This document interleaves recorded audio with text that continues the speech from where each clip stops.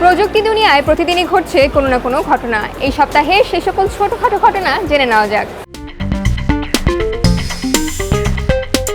বিশ্বের বৃহত্তম music label universal music group ইউএমজি গত সোমবার ফেসবুকের অভিভাবক মেটা প্ল্যাটফর্মের সাথে একটি বর্ধিত চুক্তি ঘোষণা করেছে। এতে করে মেটার সামাজিক প্ল্যাটফর্ম জুড়ে নতুন শিল্পী এবং গীতিকারদের জন্য নতুন সুযোগ তৈরি হবে। 2017 সালে ইউএমজি ছিল প্রথম প্রধান সঙ্গীত সংস্থা যা ফেসবুকে লাইসেন্স দেয় এবং এই নতুন চুক্তিটি মেটা ইকোসিস্টেমের মধ্যে সঙ্গীতের সম্ভাবনাকে আরও প্রসারিত করবে। চুক্তিটি ফেসবুক, ইনস্টাগ্রাম, মেসেঞ্জার এবং প্রথমবারের মতো হোয়াটসঅ্যাপ সহ মেটার সমস্ত প্রধান প্ল্যাটফর্মের সাথে সম্পর্কিত। তাছাড়া নতুন এই চুক্তিতে শিল্পী এবং গীতিকারদের জন্য ক্ষতিপূরণের বিষয়টিও উঠে এসেছে। গত জুলাইয়ে ইউএমজি ও মেটার প্রিমিয়ার মিউজিক ভিডিও স্ট্রিমিংয়ের চুক্তির মেয়াদ শেষ হয়।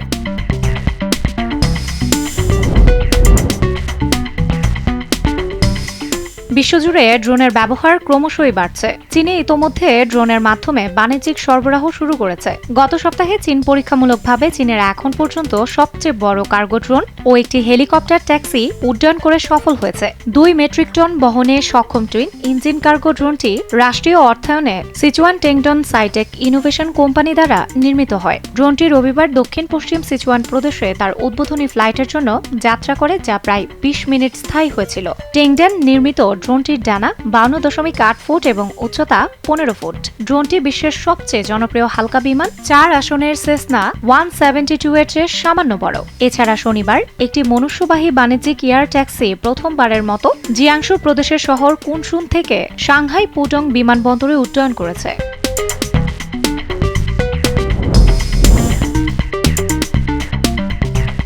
অ্যালফাবেটের অধীন প্রতিষ্ঠান গুগল রাশিয়ায় অ্যাডসেন্স অ্যাকাউন্ট নিষ্ক্রিয় করছে। গত সোমবার প্রতিষ্ঠানটি জানায় এটি আর রাশিয়ায় তার বিজ্ঞাপন পরিষেবার ব্যবহারকারীদের অর্থ প্রদান করতে পারবে না। অ্যাডসেন্স ইউটিউব সহ ওয়েবসাইট এবং কন্টেন্টের মালিকদের গুগল দ্বারা পরিচালিত বিজ্ঞাপনের প্লেসমেন্ট থেকে অর্থ উপার্জন করার সুযোগ দেয়। গুগলের একজন মুখপাত্রের ভাষ্যে রাশিয়া চলমান উন্নয়নের কারণে 2024 আগস্ট থেকে গুগল আর রাশিয়া ভিত্তিক অ্যাডসেন্স অ্যাকাউন্টগুলিতে অর্থ প্রদান করতে সক্ষম হবে না। গুগল নির্দিষ্ট করেনি কোন উন্নয়নের কারণে এই সিদ্ধান্ত নেওয়া হয়েছে। তবে সাম্প্রতিক সপ্তাহগুলিতে রাশিয়া ইউটিউব ভিডিও হোস্টিং প্ল্যাটফর্মে ধীর গতি লক্ষ্য করা গেছে। গুগল বেশ কয়েক বছর ধরে রাশিয়া চাপের মধ্যে রয়েছে, বিশেষ করে মস্কো যে বিষয়বস্তুগুলোকে অবৈধ মনে করে তা সরিয়ে নেওয়ার জন্য। রাশিয়া বিদেশি এজেন্টদের দ্বারা ইউটিউব চ্যানেল সহ প্রকাশনাগুলিতে যে কোনো বিজ্ঞাপন নিষিদ্ধ করার জন্য মার্চ মাসে একটি আইন পাশ করেছে।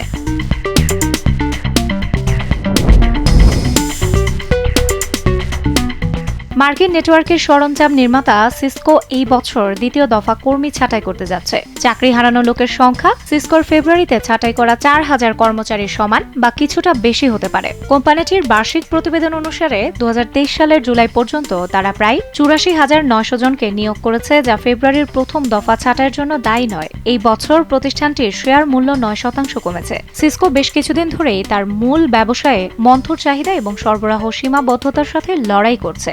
প্রতিষ্ঠানটি তার অফারগুলিতে এআই পণ্যগুলিকে অন্তর্ভুক্ত করার চেষ্টা করছে এবং গত মে মাসে 2025 সালে $1 বিলিয়ন মূল্যের এআই পণ্য অর্ডারের লক্ষ্য পুনর্ব্যক্ত করেছে। ট্র্যাকিং ওয়েবসাইট layoffs.fyi এর তথ্য অনুসারে বছরের শুরু থেকে 393টি প্রযুক্তি কোম্পানি থেকে 1,26,000 জনেরও বেশি লোককে ছাঁটাই করা হয়েছে।